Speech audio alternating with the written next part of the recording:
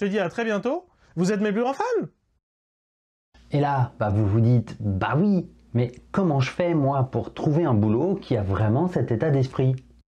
On nous pose souvent cette question. Comment trouver une boîte qui fait du vrai agile? Et surtout, comment éviter les boîtes qui font du agile bidon? C'est une question tellement récurrente qu'on passe beaucoup de temps lors des permanences de notre formation Deviens meilleur Scrum Master à échanger de ce sujet, de comment trouver un employeur ou des missions vraiment intéressantes où l'agilité n'est pas bidon. D'ailleurs, la formation commence bientôt, on est dans la dernière ligne droite pour les inscriptions. Alors si toi aussi, comme les autres élèves qui se sont déjà inscrits, tu n'as plus envie d'enchaîner les missions pourries à faire de l'agilité bidon avec des équipes pas motivées, et tout ça sans reconnaissance pour ton travail, alors va sur scrumlife.tv/meilleursm ou en cliquant sur le lien dans la description pour découvrir notre formation. Encore une fois, la formation démarre bientôt. Si ça peut débloquer ta carrière, ça serait vraiment dommage d'attendre 1 an pour faire la formation l'année prochaine. 1 an, c'est long. Passe plutôt cette année à réellement grandir en tant que Scrum Master ou Coach Agile dans des environnements où tu auras de l'impact. Donc, comment détecter l'agile bidon? Comment éviter ces boîtes pourries qui font n'importe quoi? Ça passe par le recrutement. Aujourd'hui, on va surtout parler des entretiens d'embauche. Comment détecter qu'on vous ment en entretien d'embauche sur la présupposée agilité de votre peut-être futur employeur? Alors, une chose à ne pas oublier, c'est qu'un recrutement, un entretien d'embauche, en fait, c'est à double sens.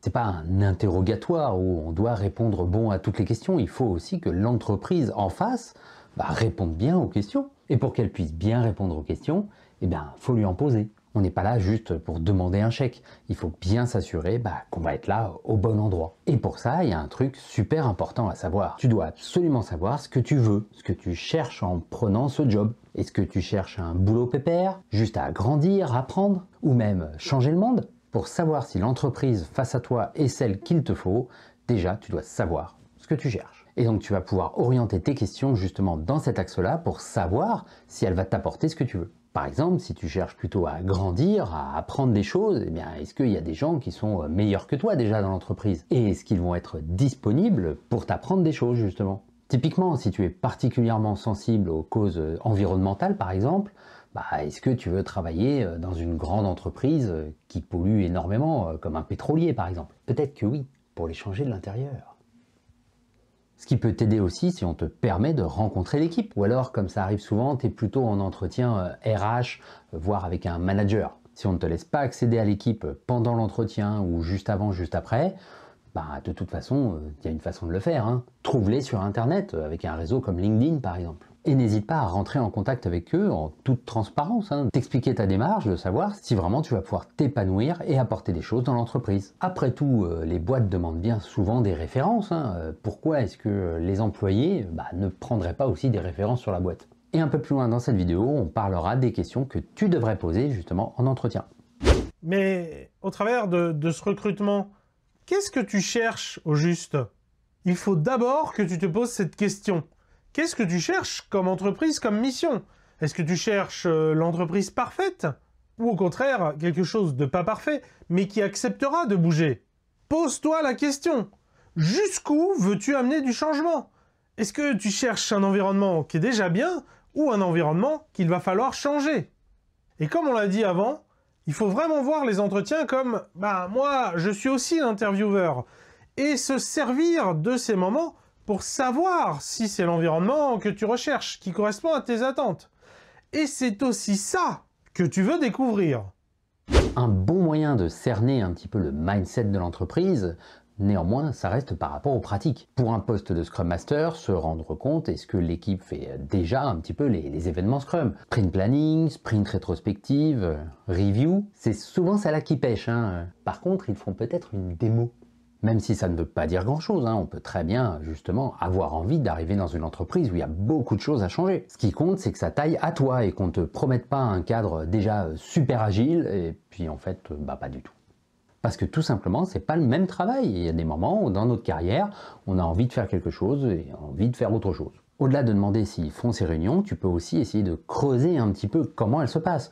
Comment se déroule un planning? N'hésite pas à rentrer dans le concret en posant des questions.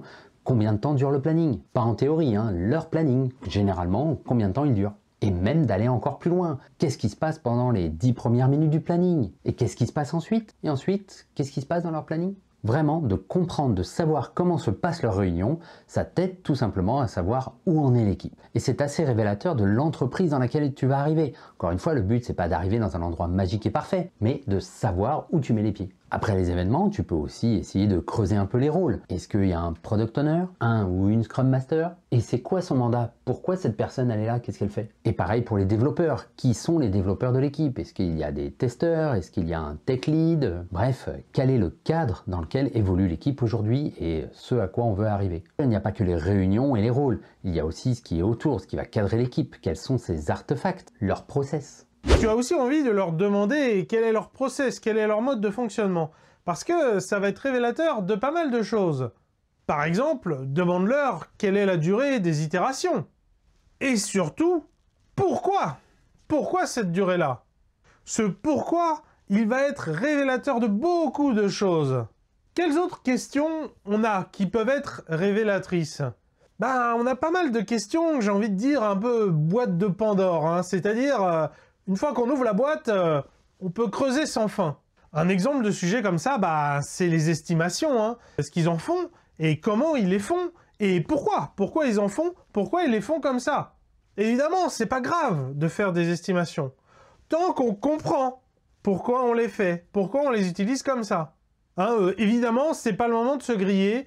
Ne parlez pas de no estimates, en tout cas, n'en parlez pas en premier. Si on ouvre le débat, vous pouvez rentrer dedans, mais commencez pas à leur parler de no estimates, n'en parlez pas en premier. Un autre sujet pareil, où une fois qu'on l'ouvre, on peut en parler presque sans fin, c'est la planification. Hein. On peut aussi en parler sans fin, parce que le lien, il est assez direct avec les estimations. Mais plus globalement, on peut parler de leur processus de développement. C'est quoi les différentes étapes? Comment ça s'enchaîne? Qui fait quoi? Dans quel ordre? Est-ce qu'il y a un ordre précis? Et donc, en cascade, plus loin, comment on planifie tout ça? Une chose que vous avez envie de découvrir au travers de toutes ces questions, c'est la taille des batchs, on dirait en anglais, la taille des lots. Est-ce qu'on travaille par petits lots? Est-ce qu'on livre souvent? Ou est-ce qu'on travaille par gros lots? On livre des paquets énormes, mais pas très souvent. En faisant évidemment attention aux subtilités. Peut-être qu'on livre souvent, mais qu'on ne collecte jamais de feedback. Dans ce cas-là, est-ce qu'on est vraiment dans des petits lots? Dans une précédente vidéo, on donnait des conseils sur comment trouver, comment recruter un bon Scrum Master. On disait justement cette fameuse phrase. Pourquoi vous faites ça? Et globalement, c'est surtout ça qui compte. C'est surtout ça qu'on veut creuser. Quel que soit le sujet, quelle que soit la question, c'est vraiment le pourquoi derrière. Pourquoi vous faites comme ça? En ayant quand même en tête un gros point d'attention, un RH, un directeur, un manager, souvent ils sont très optimistes, voire un peu loin de la réalité. Et donc finalement, part du principe que les recruteurs, les directions, ils vont avoir une vision idéalisée. Il faudra donc prendre du recul par rapport à ce qu'on vous dit. Mais pas seulement. Il va falloir aussi détecter le bullshit, quoi. Hein. Le moment où on fait exprès de vous dire n'importe quoi. Pour que vous veniez, peu importe si on vous ment. Du coup, comment on peut faire si on part du principe qu'on peut vous mentir ouvertement? C'est quoi les signes qui font dire qu'il faut se méfier?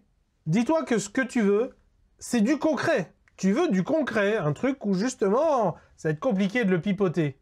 Ah, la question c'est dans quelle mesure tu peux vraiment voir ce qui se passe dans la boîte? Un point, par exemple, ça peut être de demander à voir leur definition of done, la définition du terminé. Enfin, s'ils en ont une déjà. Et ensuite, s'ils l'appliquent. Ou pourquoi pas une user story, s'ils font des stories évidemment.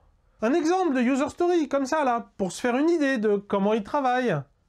Ou alors, pourquoi pas le dashboard, le tableau de bord des KPI, des indicateurs qu'ils suivent quotidiennement. Bon, là encore, évidemment, c'est à la condition qu'ils suivent des indicateurs. Hein.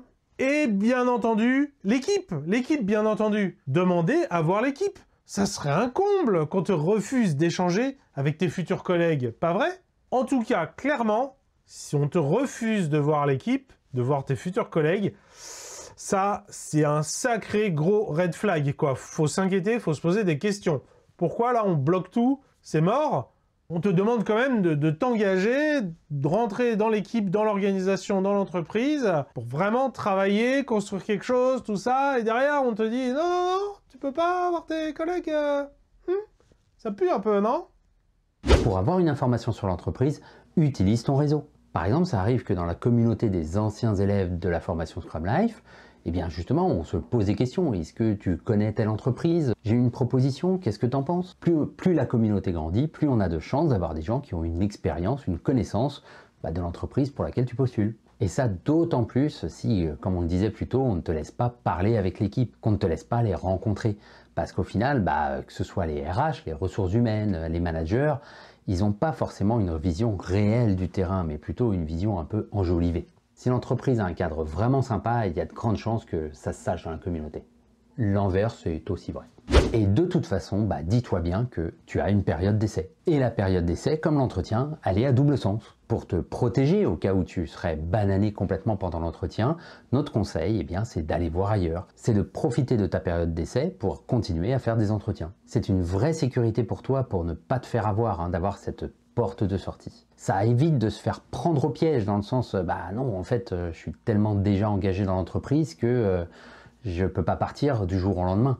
Donc ça va te permettre d'être toi-même, d'avoir ce filet de sécurité où tu te dis « Ah c'est vrai que si ça me plaît pas, je peux partir ». Et dis-toi que c'est d'autant plus vrai que dans période d'essai, tu peux te faire virer du jour au lendemain.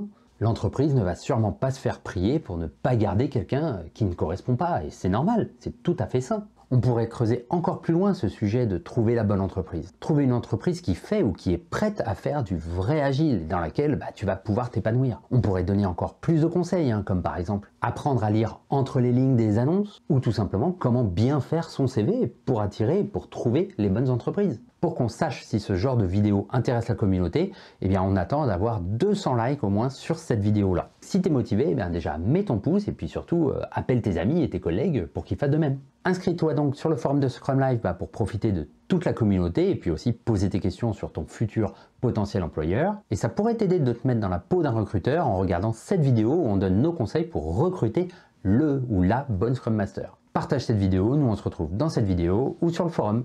Ciao!